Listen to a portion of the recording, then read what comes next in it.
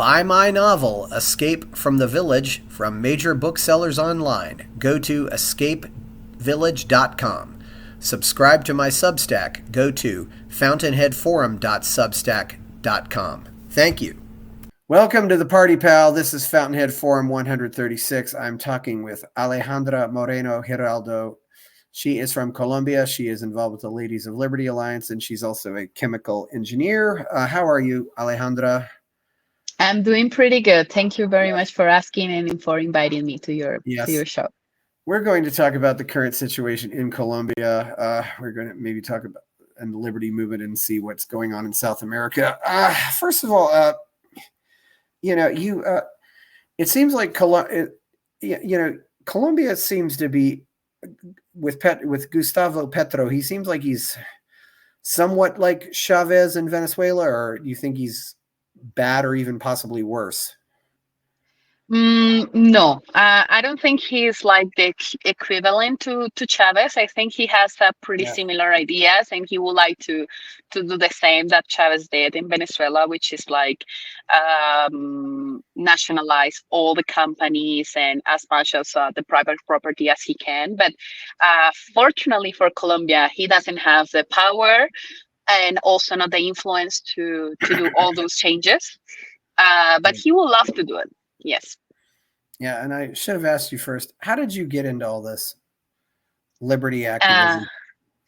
It was back in 2017 when I was learning about personal finances, investment, etc. I was still at college, and I just started reading some books about the Chilean writer. I don't know if you know him, Axel Kaiser, and then he's pretty big in the region, in the Hispanic world. Axel's at least here, yes, great guy. Yes. So I started learning from him, watching his videos, reading his books, and then he started mentioning other writers as Hayek. And then I started like getting interested, and I read about it. It was like for 2 years, and I was like, this just makes sense. It's what I learned at home. If you work, that pays off. If you invest, that pays off. If you are good with people, that pays off. If you are bad with people, also that has consequences. For me, it was like pretty awkward and normal. And then I get involved with Ladies of Liberty Alliance in 2019, and I start learning, going to the training leaderships, also learning from their leaders and going to conferences. And that's how I got involved in all of this classical liberal movement, libertarian movement. Yeah, that's cool. And are there any I'm also finding lately there's a pretty good tradition of Spanish speaking writers too that I didn't really know much about. Are there any in particular that maybe English speakers don't know about? I mean, there probably aren't that many that know about Axel, but I know about Axel. But who else might there be? It exists the Escuela de Salamanca, which in English will be the Salamanca School, that they started with all of this. Yes, with Juan de Mariana was one of them. They were associated with the Catholic Church. So for all of those who says the Catholic Church doesn't have good tradition on capitalism, I recommend you to get involved in this. But also Juan Ramon Rayo, it's a very famous writer. It does also exist the University Francisco Marroquin, which is located in Guatemala and also in Madrid.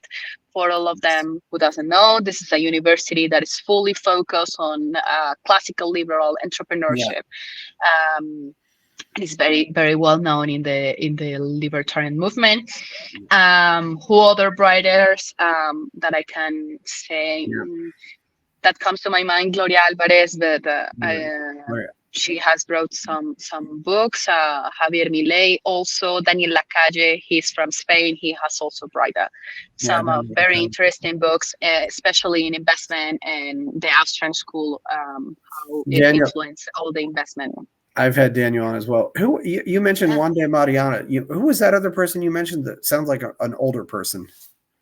Juan Ramon Rayo, but he's still alive. He lives in Madrid, Okay. and he works he's a teacher, and he's very academic, not as commercial as Axel Kaiser, but very well educated. Yeah. And he explains all of the Austrian economics. He has review Mises ideas, Hayek ideas. He's very interesting, so I very recommend you to look at him. I don't think I quite got how to spell that. That's why I'm asking. Juan is Juan, Ramon Ramon. Oh, Juan Ramon Rayo, yeah. Yes. Oh yeah. I know about him. Yeah, I'm still not quite listening well enough, but yeah, okay, yeah. So that's cool. So, so from there, yeah. So that's we definitely have some there. So how do you think what's the situation in Venezuela is impacting Colombia? I suppose Colombia is probably getting more migrants from Venezuela than any place else, right? Yes, Colombia and Peru are the countries that have received the most amount of migrants from Venezuela. Colombia has around 3 million migrants, and also all the frontier from Venezuela, like between Venezuela and Colombia, all the people who live usually go to Colombia to buy goods and get services, right? So of course, Colombia has been impacted massively. Also, the most important border in South America was the border between Venezuela and Colombia, where the majority of the goods and services were moved. So with all the collapse of the Venezuelan economy, of course, the Colombian economy got affected. And so yeah, Colombia has been affectedly economically and also socially affected by all the migrants. But many of the migrants, majority of them, I will say, all majority of them of the migrants who have arrived to Colombia have started companies, have worked, bring all their knowledge. So it also benefits Colombian economy in positive ways. Yeah, that's great to hear. It sounds like maybe you're bringing out the best Venezuelans. And I suppose for Americans probably can't tell the difference. Can Colombians tell the difference, or? Yeah, well, when in a country, in all the countries, you have good and bad people, right? That's normal. Well, so of course we have received probably the poorest the poorest migrants, because they came from Venezuela by foot. So they came walking. In 2018 was the biggest crisis of migrants, and they were walking from Venezuela to Colombia to try to find a better way, a better life. But also in 2007, from 2007 to 2011, the high middle class from Venezuela started migrating, and we receive a lot of them. We also have companies from Venezuela, as for example, Farmatodo. They were founded in Venezuela, and when all the collapse of the economy, they moved to Colombia, and now they have the headquarters here. Also, companies of food, sugar, beer. So many countries moved their operations to Colombia, so it's also like half benefit our country. Yeah, if it's that easy to move things, I suppose they've frozen a lot of assets. What I mean is, can you tell? Do they have different accents? Do they speak differently? Yeah, definitely, definitely, because kind of tell. You're Venezuelan, because you can definitely tell. But Colombia and Venezuela are very similar countries. Like we share culture, religion, food. We are very similar. And Colombia, for all of the people who are listening to us, sorry for my English, who are listening to us, Colombia is a very diverse country. So depending on the region you are from, you have very different accents, very, very different. But the Venezuelan accent is very close to the Caribbean coast of Colombia. So you just know the difference according to the words they use. But But yeah, but we are very similar. So the integration is, of course, easier than the integration of migrants in other countries. One difference I've noticed is that in Peru, Mexico, El Salvador, it's called a farmacia. In Colombia, it's called drogueria. So it's yes, pharmacy, drugstore, which I yes. found very interesting. Yeah. Yes, the Spanish language is so rich and nourished from so many people. So we have many different words for the same thing depending on the country you are. Yeah. So yeah, it's a very and of course Colombia has a lot more mountains. I think Venezuela is mostly a pretty flat, isn't it? Yes, yes. Venezuela has the west part of Venezuela has mountains, and Yeah. that region, if I am correct, please correct me if I'm wrong, but it's Merida and all of that. It's mountains, but the rest of it, it's flat. It's flat land. Colombia, the biggest cities of Colombia are located in the mountains, in the Andean Yes. mountains, which is the capital city, Bogota, Medellin, Cali. We are located in the mountains, and the country is basically divided in the mountains. The majority of the population lives in the mountains, so we're in and Indian. I think that's the way you say it, which means we live in the mountains, in the Yeah, Andean. yeah. I should warn, if you're thinking about going to Bogota, you definitely want to prepare for possible altitude sickness. It's the Yes, third highest national capital in the world, which I looked that up. But Quito is higher and La Paz yes, is higher. But yes.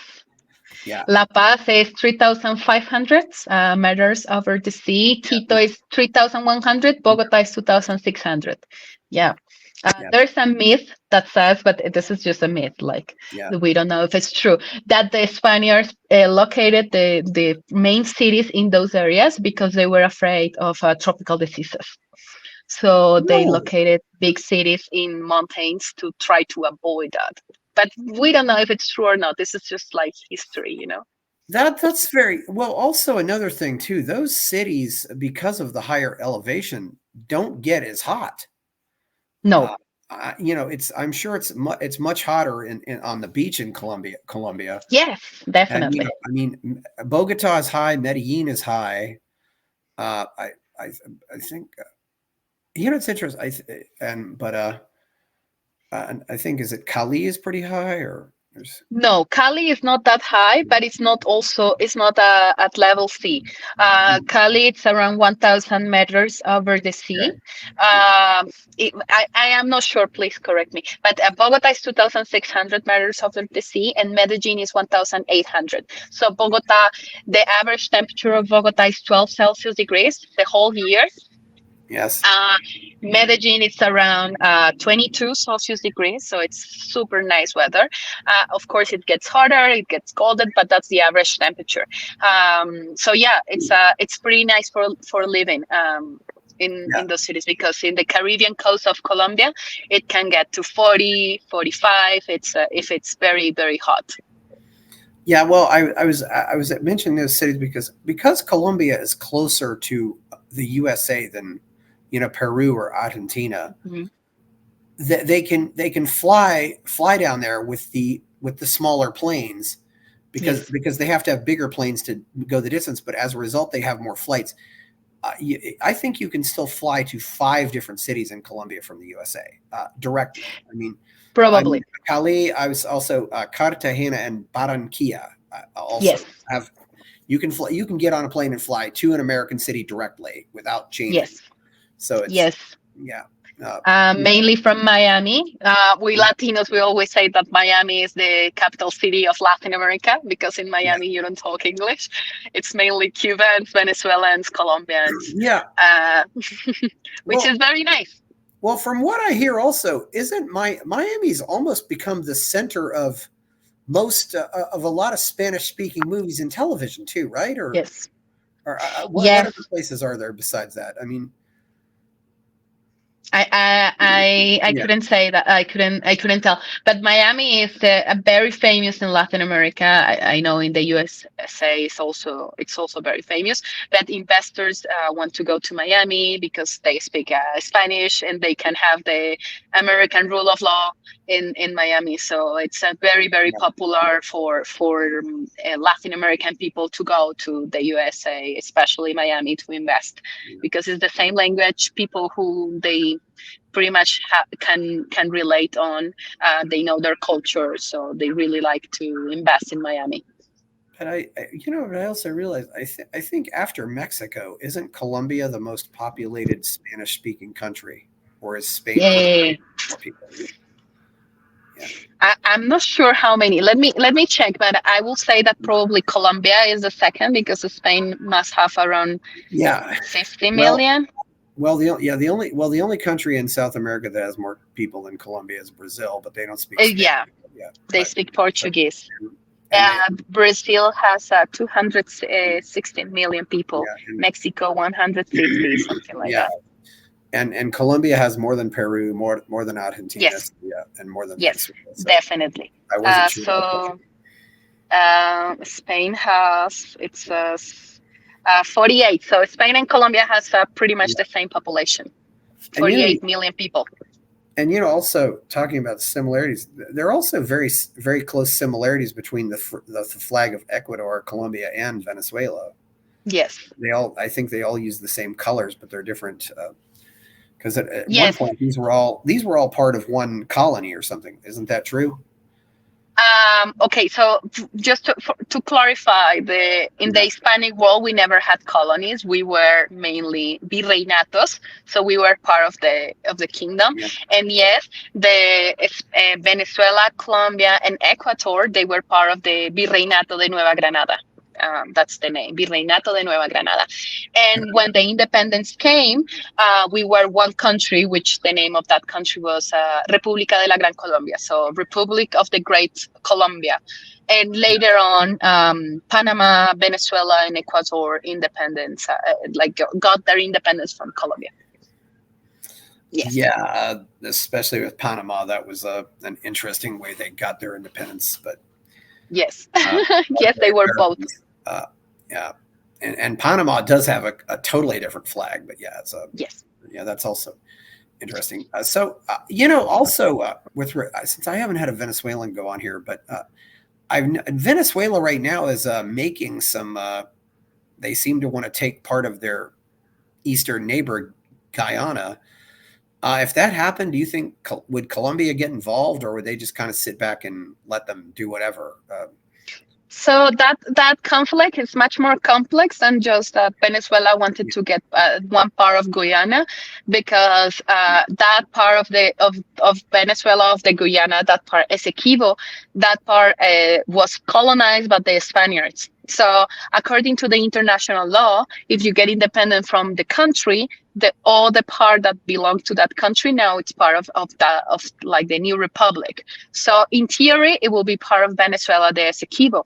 But in the 1800s, when the English came, when the English came to Guyana, they took that part and they associated to Guyana, like the Essequibo. So that's a dispute internationally, like the international court. It's giving some perspectives about this conflict. But I don't think maybe Colombia will get involved in some way, but I don't think it will be a strategic for us, especially because we have so much conflict inside of our country that why we'll be going to another country to make travels there. It's really not something that we should do. Definitely. Yeah, I wasn't sure. Sometimes you look at these things. I don't know if Brazil would get involved either, but there's and most of that disputed area, a lot of it's mostly just rainforest and jungle, isn't it? I mean, yes, the rainforest and jungle that is completely full of petroleum. Like it has a lot of petroleum, a lot of gold, a lot of very important minerals. So I understand why there's a huge dispute. Mm-hmm. Yeah, of course, it's also not, but that also means it's not really very easy for them to go settle these things. If they go in and do surveys and say, okay, the boundary is here, and you end up with a lot of people just going through the rainforest and crossing borders. I mean, yeah, exactly. It may not be as mountainous, and one thing interesting about the mountains too is when I was in Medellin, that was the longest tunnel I've ever been in. When you go out to the airport, I mean, it's about you're going to take about 10 minutes to go through that tunnel at the airport. Yes. Yeah. It's the longest tunnel in Latin America. It's around more than 8 kilometers, and it takes around 10 minutes to go through. Yeah, from the airport of Medellin to Medellin, the city. There's a big tunnel.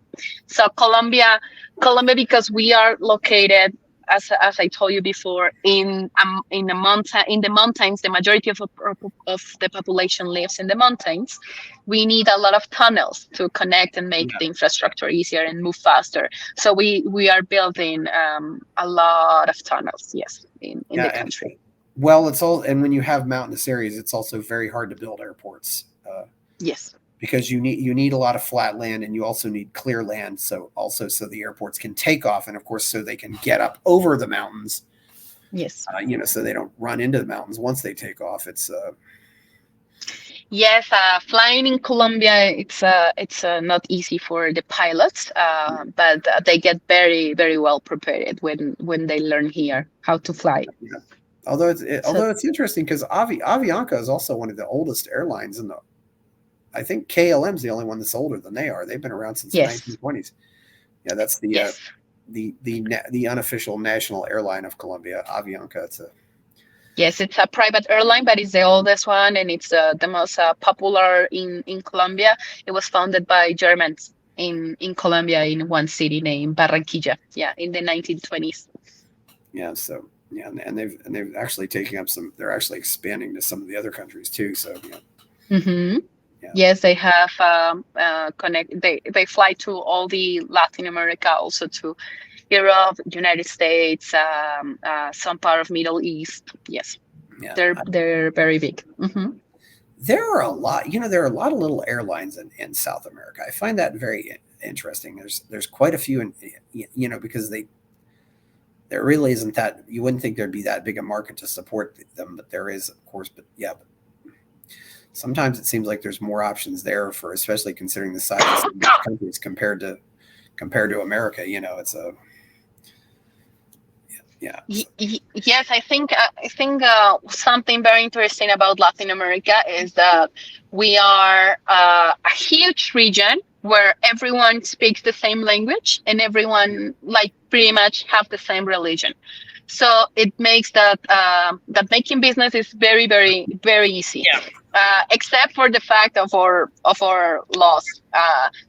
For example, when you are in Europe, one of the biggest challenges to expand your company outside of your country, it's the language and the culture. In Latin America, is the payment system. So you see, if we will change just some small laws, it will be so easy to make businesses between companies in other countries, from Mexico to Colombia, etc. So there's so much opportunity in this area of the world, and we don't take advantage of it. It's very, very sad. And another thing too, though, is when you have the same, as you pointed out, when you have the same language and the same religion, you're also just less likely to have war. There have not been a lot of wars in South America. In fact, I don't think Colombia really hasn't been involved in many wars. I don't believe. No, we haven't been involved in wars since foreigner wars. No. There has been two main wars in South America. The War of Triple Alianza, which was a war between Brazil, Uruguay, Argentina, and Paraguay. And the other war was between Chile, Bolivia, and Peru. But that was in the 1800s. And since that, we haven't had wars in the region.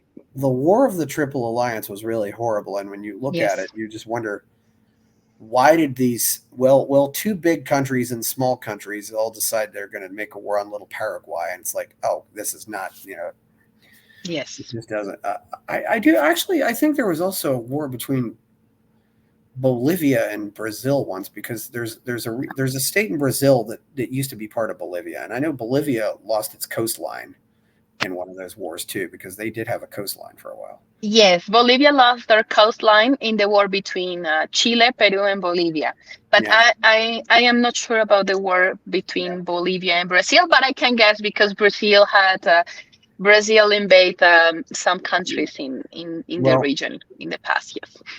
Maybe it's just the fact that it's not very easy to fight wars in rainforests either, where you have all these trees and water and malaria and whatever. It's a yes. Especially in the 1800s, it's often you had more people dying from diseases than you died from the actual war. Yes. Yeah, it's a very interesting here. Yeah, so it's like fun fact to know, it's that the Colombian army, it's the best army trained to have a war in rainforest, because we have so much experience from the internal conflict that our army is very well prepared to fight in rainforest. Yeah, even more than, say, Peru or Brazil. Yes, much more. Yeah, but that's another thing too interesting about the there is no road that goes from Colombia to Peru. No. If you want to drive from Colombia to Peru, you got to go through Ecuador. That whole area there is just, it's no man's land almost, except where the Pettis is, but there's some people living, mainly indigenous communities that live in these areas, but yes, there's no infrastructure, as well as there's no road to go from Colombia to Peru, besides the routes that we have in the Amazon city, which is Leticia. But there is no other routes. You cannot go by car from Colombia to Sao Paulo, for example, if you don't go through Peru, Bolivia, etc.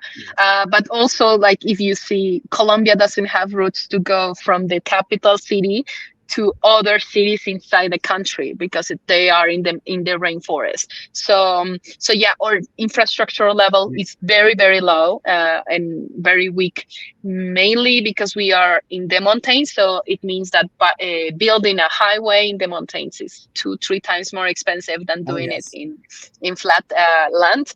And we are not a wealthy country at all. We have been getting richer in the last 2 decades. But it's still, we don't have the infrastructure, so we are working on it. So imagine Colombia has in some areas of Colombia, you have the geographic landscape of Switzerland. So we need infrastructure as Switzerland, but we don't have the budget that Switzerland has. So it makes that it's much more expensive. It's a to lot develop the country. And I've heard before that that tunnel of the Medellin airport, that it would take 2 hours to go from the city to the airport. Because in the past it took 1 hour. The old route it still exists, so you can go. It's pretty beautiful. It's very, very nice, the driving, but right now it take us 15-20 minutes to go from the airport to the city. In the past it was 1 hour and a half. So it has been it has improved the productivity of the country, definitely. Have you been down to Leticia or any place like that? Or yes, I was in Leticia in 2019. Yes, I went there, and it's completely different. So Colombia, it's a very interesting country, because you can say that there's 5 nations inside the country. And one of those is the indigenous nation. And for example, I am from the Andean region, and we don't have indigenous people in our area. So for me, seeing someone indigenous in their environment, it was pretty different. So it's like traveling to another country, but now it's it's still the same country. So but they still preserve their traditions and their way of living. Yeah, and of course, Leticia is near where you can go to Brazil and go to Peru pretty quickly. Yes. These are all totally. It's a totally isolated area. I mean, you either go there by plane or you go there by boat. Yes, but by boat is quite a trip, because from Bogota to go by boat there, it's no, you have to go by car to a certain point in the country, and they take a boat, so it could take you a week, and by plane it's 2 hours and a half. So, you can go by I mean, but it also makes it very hard to get some certain things in places like that, I've not been to Leticia. I have been to Iquitos. Okay, yes. Iquitos, which of course is much larger, but Iquitos is just the same way, though. It's completely cut off, and it has its own character. And they don't have a lot of cars in Iquitos. They've got motorcycles and the little tuk-tuks, as they call them. And yes, it's also hard to get things like glass jars and other things like that. They just the shipping is just a problem. Yeah. Yes, what they do in Leticia is that from Colombia, it's mainly from Colombia. You send everything by car to Putumayo, which is a department in the south of Colombia. Yeah. You send it everything, and then they put everything in a boat, and they travel by boat to Leticia. They take the river Putumayo, and then they take the river, the Amazon River. Yeah. Yes, and also we get a lot of trade from Brazil, and the Brazilian city that is in the border, they get mainly everything from Manaus. Yeah, that's Tabatinga, I believe. Yeah, and I've noticed also one thing that I think would have made things easier, but there've never been a lot of railroads in South America. No. Why is that? Because there are railroads all over the USA, and we had them in the 1860s. Yeah, like the countries that have it's mainly Argentina is the one who had the most, probably for their big European migration. But in Colombia we had some until the half of last century. We had some rail roads, but they were shut off mainly because they were managed by the state, so they were not very productive. And then we had the buses, which were more effective and cheaper to have at that point. So that's why they decide to cut it. Right now, there's a project in Colombia to restart, to establish trains between main cities, and it's advancing very good. We have one in the Caribbean coast to connect Barranquilla and Cartagena, because right now by car is 1 hour. So they want to reduce that time by train, so people can travel in 20, 30 minutes, which will be very beneficial for all of the population in that area of the country. We also want to create one between Bogota and Medellin, because Bogota and Medellin are only 400 kilometers away, but it takes you around 8 hours to drive from Bogota to Medellin, because you have to go down the mountain, then get to the valley, and then climb the mountain again. So they want to establish a train that it will reduce the time of traveling, also reduce the flyings. So there's some projects going on in the region with private investors. So it looks interesting. Well, one thing is you can move a lot more. You can move a lot more by train, than you can by trucks. Yeah. I mean, a lot more by train. It's just and trains aren't quite as disruptive to the environment. I mean, it would be easier to build a train through the rainforest than it would be to build an actual road. Yeah. Yes. So they use trains. The private companies use trains to move coal to the coast to exportation. They're very big and quite affordable. But we don't have it for public services or for small companies. They don't have that chance. Yeah. What kind of changes for the better or for the worse have you seen in Colombia recently? It seems like things there have gotten a lot better. I mean, they've kind of had a civil war. I know FARC is an issue there, and apparently a lot of this activity has been funded by Castro or people like that. Is that what can you tell me about that? Okay, so pretty much the communist guerrillas in Colombia and on the whole Americas started in the 50s, 60s, and they were founded by Cuba and Soviet Union. Yeah. In other countries of Latin America, they were established in the 80s, 90s, mainly by the dictatorships, or 70s in Chile, in all the Cono Sur. But in Colombia, they had something happened here that it was that the cartels, the cartel of Medellin, cartel de Cali, they got the guerrillas involved in the drug business. So that gave them to the communist guerrillas in the continent, in our country, in my country, it gave them another financial source that other guerrillas in the region didn't have. So when all the cartels fell down in the beginning of the 90s, these guerrillas became super powerful and they have massive power, especially in the regions of Colombia. So that was until 2005, 2006, the United States in the beginning of this millennium, they launched something called Plan Colombia, and which means tons of money and tons of technology are, to Colombia to fight against these communist guerrillas, and that helped us a lot, especially with the leadership of Álvaro Uribe Vélez, which was president of Colombia from 2002 to 2010. And that bring a lot of security, of public safety to the country, which facilitate investments in the country. Yeah. So not only, we don't only have better security levels, we also have better investment levels. It was easier to make businesses in Colombia.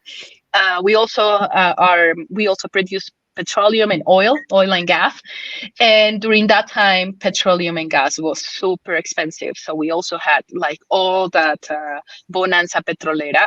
I'm not sure how to say that in English, like petroleum money for 8 years. So it helped us to build roads, to build public education, many things. So it helped the country a lot.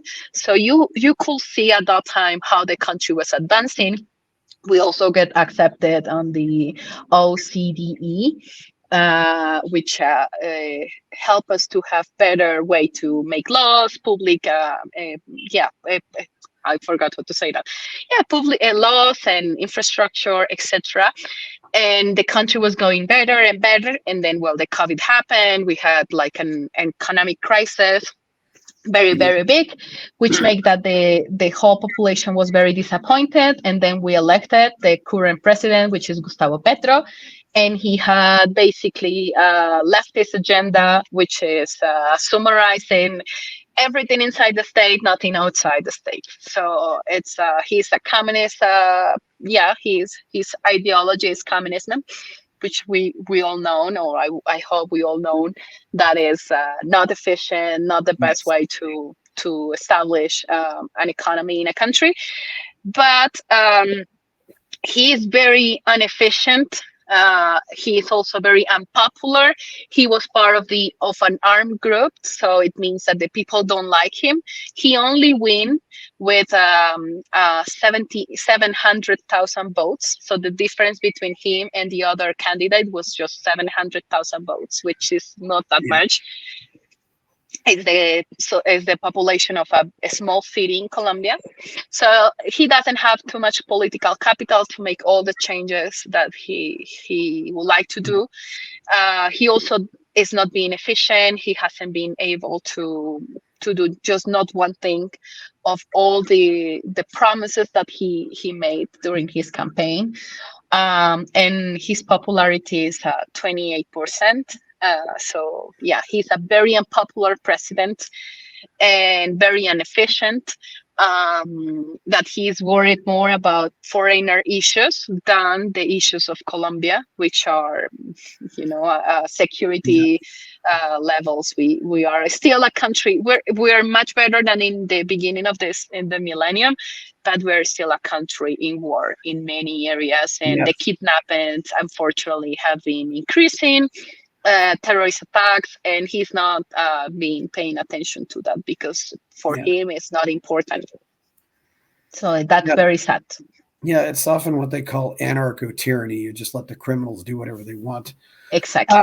One thing also, but I do remember part of Plan Colombia also involved spraying, trying to, flying over and trying to spray, but this would often cause a lot of damage to people because people would be sprayed on. And I've even heard, people from Ecuador talking about it because this stuff would, how much harm was done because of that? It seems like there might have been a lot of harm.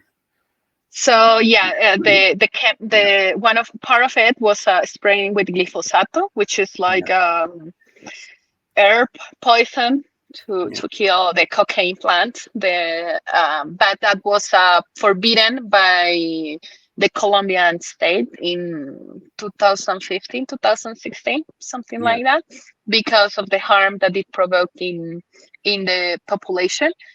It's very big, and it's a huge discussion. I think it's a wrong discussion. We shouldn't focus on how we stop the narcos to export cocaine to other countries. I think the solution should be on drug addiction is a health issue, and we should abort it like that, and not as a war crime, because then you have countries as mine where thousands and millions of people get murdered and they're innocent. And this is a war that we're never going to be able to win. It's like in the 30s when the American state forbidden alcohol. People are always going to find ways to buy alcohol. And we shouldn't focus our efforts on that. We should focus our efforts in what it's proven to work, which is the public the health problem.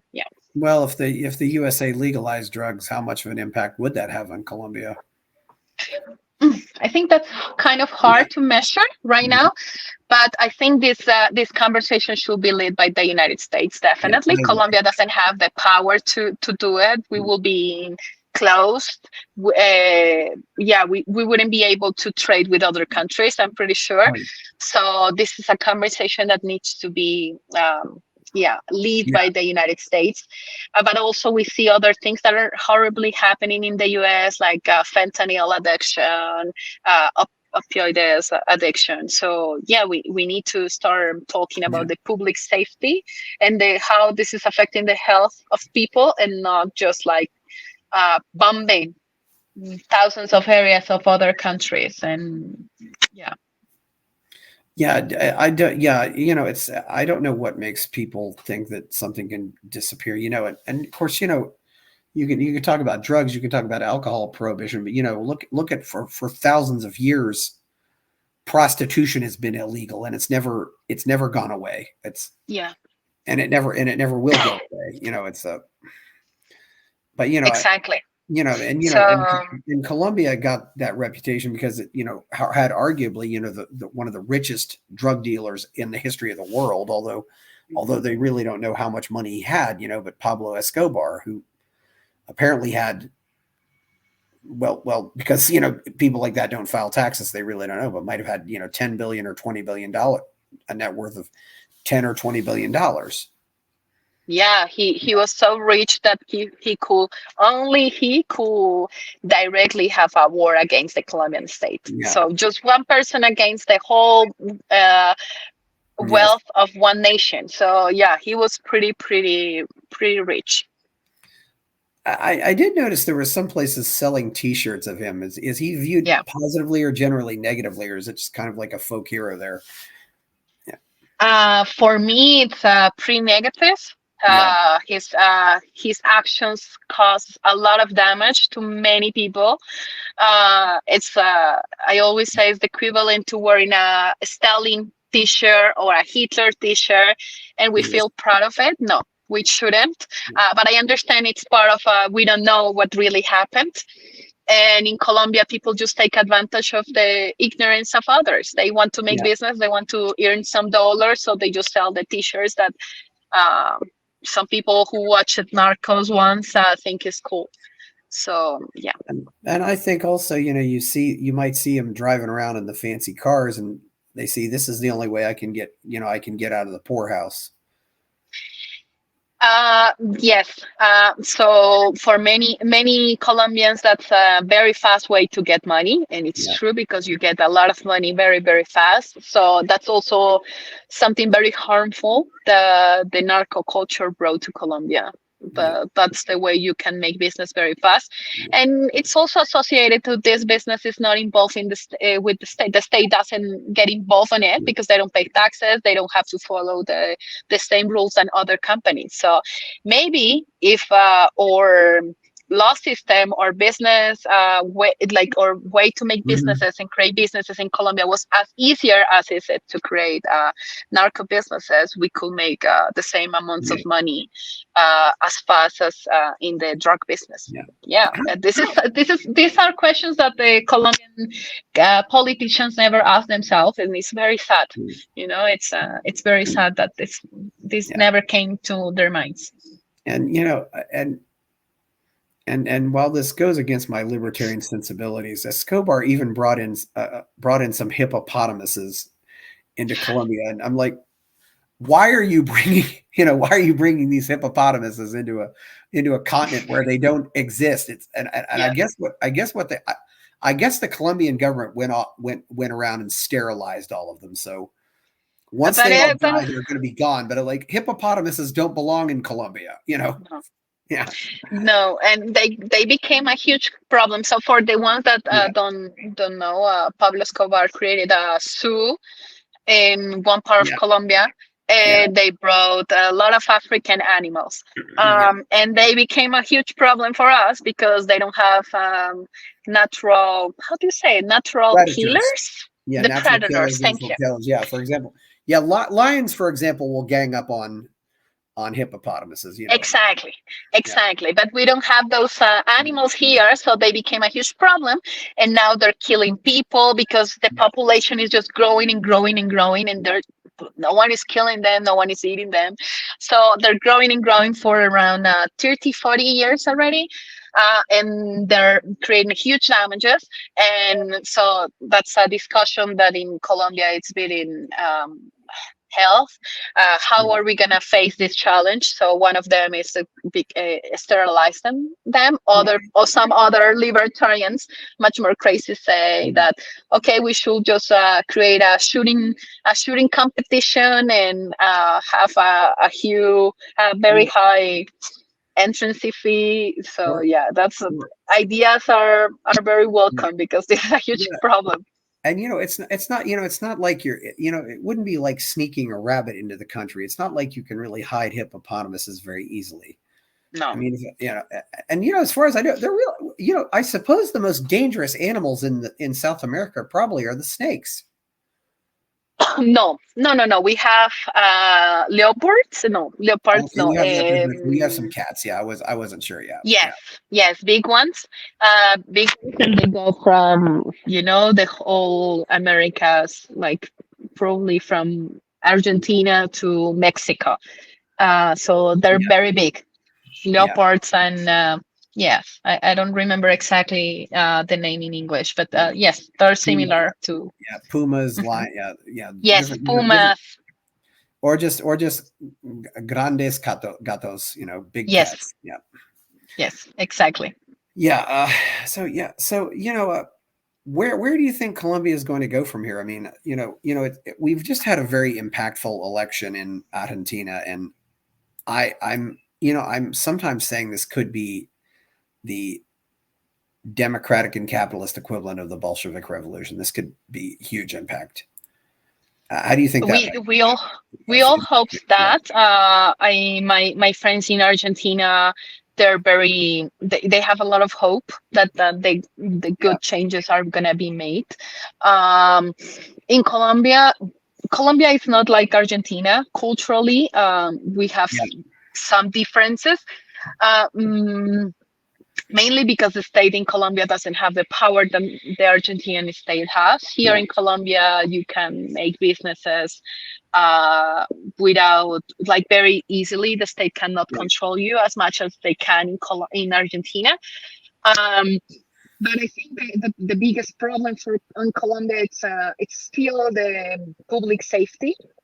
So I'm pretty sure that the next president that is going to be elected in Colombia is going to be elected because of their public safety speech. How are we going to increase again the security levels? Because we have been a decrease on that aspect in the last 2 years. So probably it's gonna be like that. And like, really, we Colombians, we always say, like, if the state can't control the security, we do the rest. And we have shown that. We have shown that when the state had the power to control the terrorists and put in jail the terrorists, then Colombia started growing at 6-7% annually. So we just need the state to do what they're meant to be. They don't need to be involved in businesses, education, airplanes, etc. They just need to be focused on the security levels, and then we, the civilian population, are gonna do the rest. We have already shown it in the past, and we're gonna do it again. So I hope that's the route that Colombia is gonna take. Yeah, one thing I forgot to ask too: do the descendants of the Europeans and the indigenous get along there pretty well, or is there still a divide there in Colombia? So those frictions always have existed, but the indigenous population in Colombia, it's less than 5%. Okay. So they're like definitely a minority.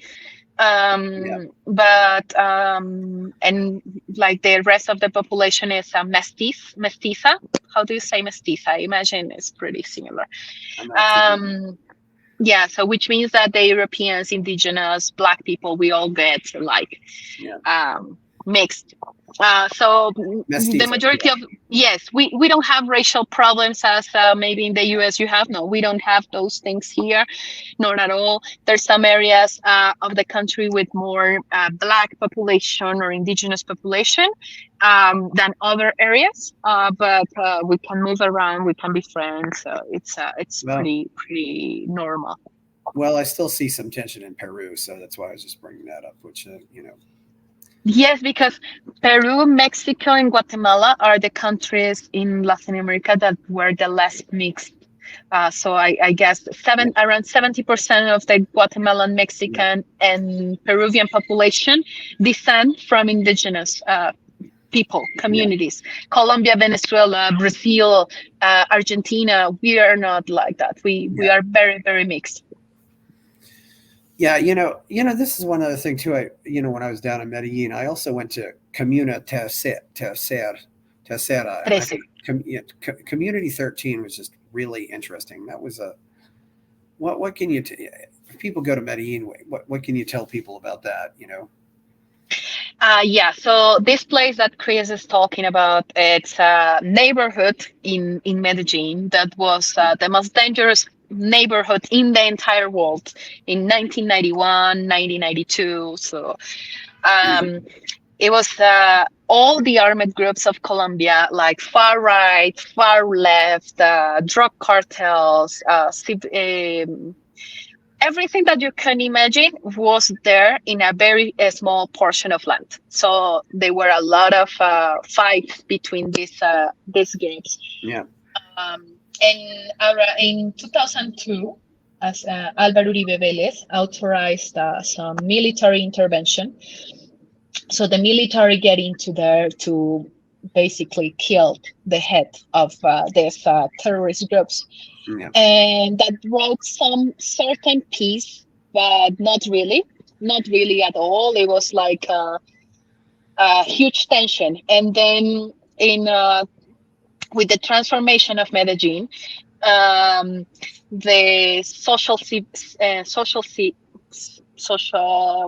like the society of this neighborhood started thinking like, what can we do to improve or life.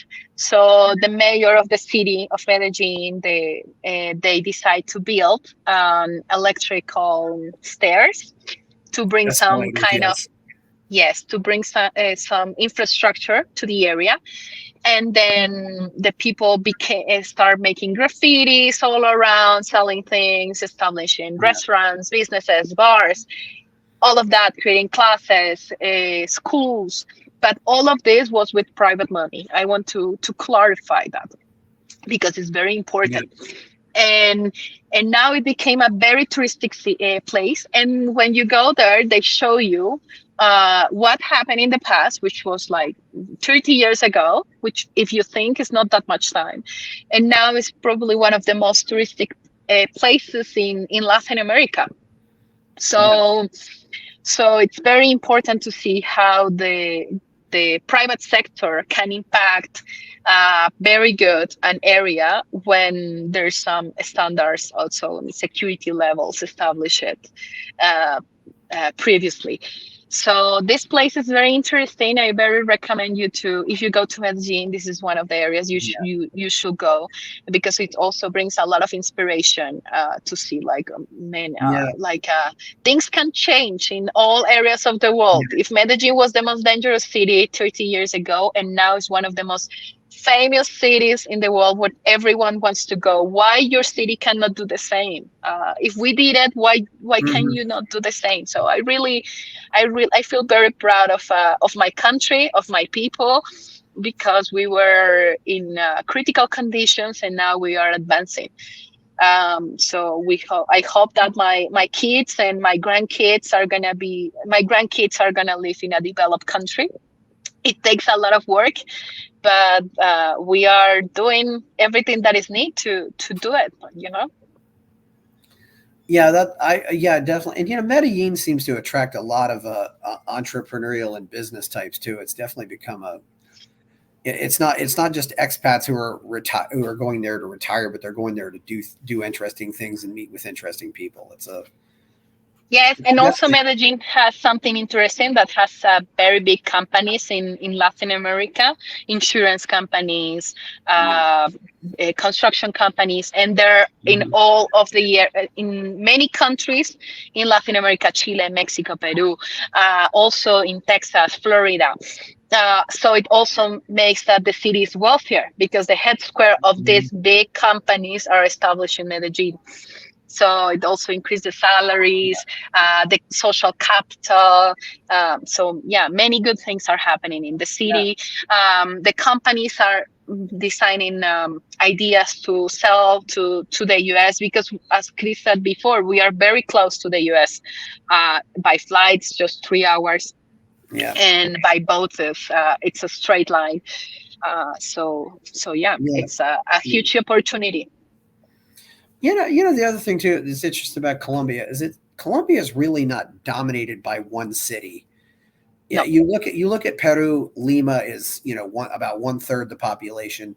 You look at Buenos Aires. I mean, or in Argentina, it's about 40% of the country's population. Colombia is really a lot more distributed among the cities. Whether it be Medellin or Bogota or Cartagena.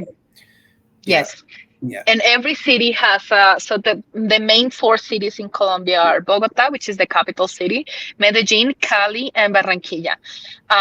And the majority of the population are distributed in these 4 cities. And each city represents one big region of the country. And as I said before, Colombia has at least 5 nations inside the whole territory. So it makes that the power is very well distributed inside the country, which maybe explains why Colombia didn't have a dictatorship when other countries did. But also it shows that every big city represents like one part of the culture of Colombia. So it also makes that we can specialize better in what we are good at. For example, Medellin, which is my city, is very well known for storytelling, music creation, like basically everything that is creative. Cali is an industrialized city, as well as Barranquilla. And Cali is in the Pacific, Barranquilla is in the Atlantic, and Bogota is the political power of the country, but also has a very important industry area. So yeah, Colombia is a very interesting country when you look at it compared to their neighbors. It's very different and very particular. Well, one difference you can see as a tourist is if I go to Peru, I see a license plate that says Peru, but if I go to Colombia, I see a license plate that says I guess it would be the various state of that's in Colombia. You don't see a license plate that says Colombia.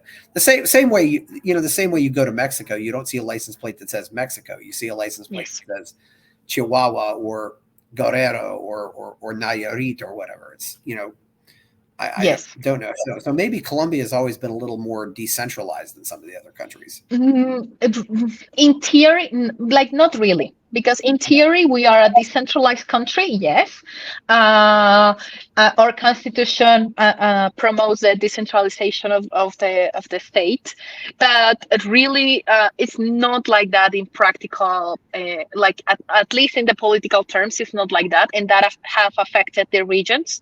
So that's why you have some regions that are very, very poor. But I think it's more the culture. Colombia is what it is, even with their politicians. I always say that because in our regions we are regionalistic. That's probably a word that I will use. That we are very proud of the region we are from, and we are trying to promote that inside the country. But politically, no. Everything is established and ruled by Bogota, which is the political power. Yeah. Yeah. Where if people visit Colombia, where else should they visit? Definitely Monserrate and Bogota, but yeah. Yeah, Bogota is the capital city, so you can see in Bogota like all the Hispanic background, the political power. You have very interesting restaurants, very nice. One of the best ones in Latin America. Yeah, the Boulevard. Very affordable. Very affordable prices, like nothing compared to the US. Also Medellin, you have in Medellin also very interesting areas. Cartagena, which is like very beautiful city, colonial city, one of the biggest ports in the Hispanic times. And yeah, depending what you like, if you like trekking, there's a lost city in Colombia named Ciudad Perdida, Lost City. And it's very beautiful. It's a trekking of 4 days, and you'll find ancient pre-Hispanic infrastructures. Very, very nice. Parque Tayrona. So yeah, the Amazon rainforest also, I very recommend it. It's something unique. It's a one lifetime experience, and nothing that you can find somewhere else. Very beautiful. Like in the coffee region, which is where I am from. The coffee region is beautiful, one of the safest areas of Colombia. And you can go to do hiking, ride horses, go to coffee farms, how do you say when you have these parks that are attraction parks? You have many things in that area too. If you like to dance, you should definitely go to Cali, because they're very well known for dancing. And that's probably my recommendation. It's definitely a beautiful country. One thing also too is one thing about the food culture too. You will spend much more time going out to dinner at a restaurant in Colombia than you will. I mean, it might be 2 hours. You're expected to go out and talk and socialize, and not just go and eat your food quick and get out. It's a yes. Yeah. Yes, we have that Latino culture, and don't be surprised if someone smiles to you in the street, or if someone says good morning to you in the street. It's part of who we are. We just say hi to strangers, and I really like it because it also builds a social capital. So it's very nice. And the restaurants. compared to the US. There's a restaurant in Medellin that has 2 Michelin stars.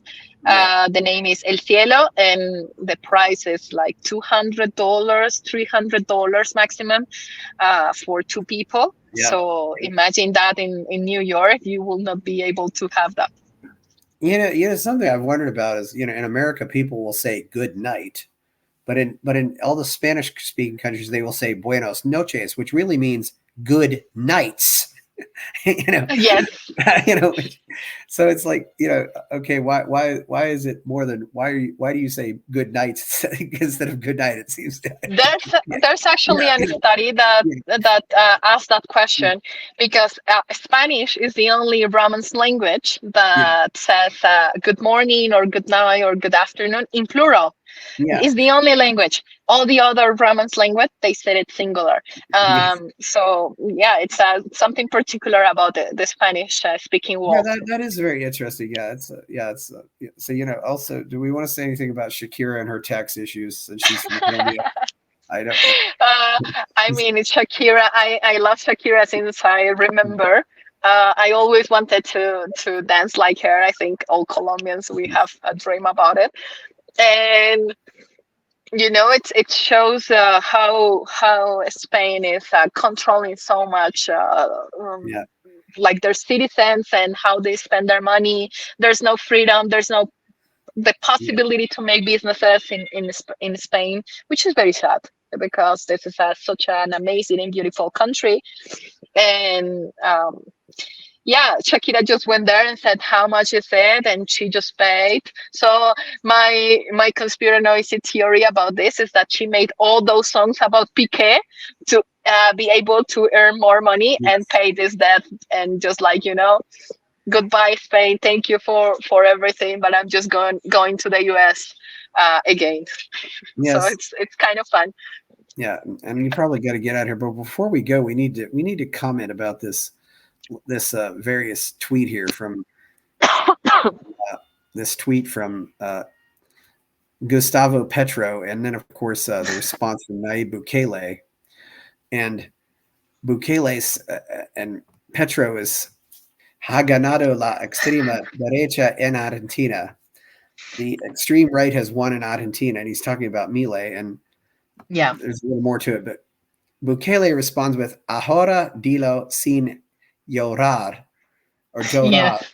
Now say it without crying. I mean, that is legendary. Bukele being the president of El Salvador, and also very pro-free markets, and also no, it was very funny. It was very funny when Bukele said that, especially because Petro and Bukele, they don't like each other. They don't like at all. And Petro has made so much comments about Bukele's administration, not good comments. So when Bukele said that, it was hilarious. El Salvador being a much smaller country, but it's just one of those things we really imagine, and I don't believe that Petro or Maduro in Venezuela were on the invite list to Javier Milei's inauguration on December 10th. I don't think so, because Milei was very clear that he wouldn't have relations with dictatorship. So he didn't invite Maduro. He didn't invite Daniel Ortega from Nicaragua. I'm not sure about Gustavo Petro, because even when I don't like Gustavo Petro, and I'm really disappointed that he's my president, he was elected democratically. Yes. So that's what we have to accept. Maybe he is going to be invited, but I'm not sure. I will forgive Ortega because he completely and totally ignored the coronavirus. No, I cannot, because the dictatorship in Nicaragua is very, very sad. What's happening to the citizens? Everyone that is part of a civilian organization can go to jail. It's very dramatic, the situation. It's even the civilian control is even worse than in Venezuela. Even worse. That's interesting. I did find it interesting, because some of these presidents decide that we'll shut down the economy. Everybody has to stop working. And in a lot of places in South America, they just can't do that, Yes, yes. Many people in Colombia, they fall into extreme poverty because of that. The Colombian state that gave a lot of subsidizes to the poorest people, but still, it's if you cannot live from a subsidize because it's so smaller, and you shouldn't live from a subsidy because it takes away your dignity. Um, and yeah, it was what happened. I know some countries didn't close completely the economy as Mexico. They didn't close completely. Colombia did. Colombia did close completely, and that created like a huge economic crisis in our country. But also, I don't know. It was a very critical situation, and I am not very well informed about it to make comments. I was just glad I could make the conference down there because like a month before that conference I couldn't enter. Then I could enter, and then like a month later I couldn't enter too. I was really glad because I really and you know I will say as far as Colombia is one of the few countries, actually a country that people said don't go there. You know, but I loved it. It's just I love South America, and I always love going there. Argentina, and I will say Colombia does not seem quite as poor as Peru does. But Colombia is not like people got surprised because a lot of people think that Colombia is extremely poor, and we are not wealthy at all, but we are a middle income we are a middle income country, which means that we are not extremely poor. There's areas of the country where people live in extremely poverty. Yes, 5% of Colombian population lives in extreme poverty, which means less than $3 per day.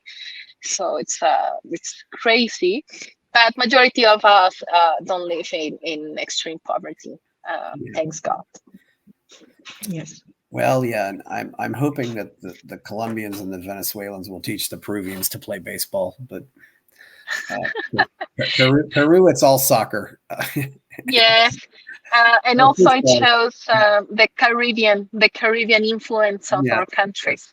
So yeah, we have all the influence from the Caribbeans, and in the Caribbeans they play baseball. In the rest of the areas we play football. But yeah, it's very nice to have that diversity. Yes. Yeah, well, it has been wonderful having you on here. You wanted to talk about your organization, Ladies of Liberty Alliance, so we'll tell us a little bit about that. Thank you, Chris, very much for inviting me, because it was very nice. We talk about so many topics that I didn't expect. That I hope that the people who are listening to us enjoy the conversation as much as I did. And yeah, Ladies of Liberty Alliance, it's an organization focused on educate women in liberty values in all around the world. We are very big in the Americas, including the US.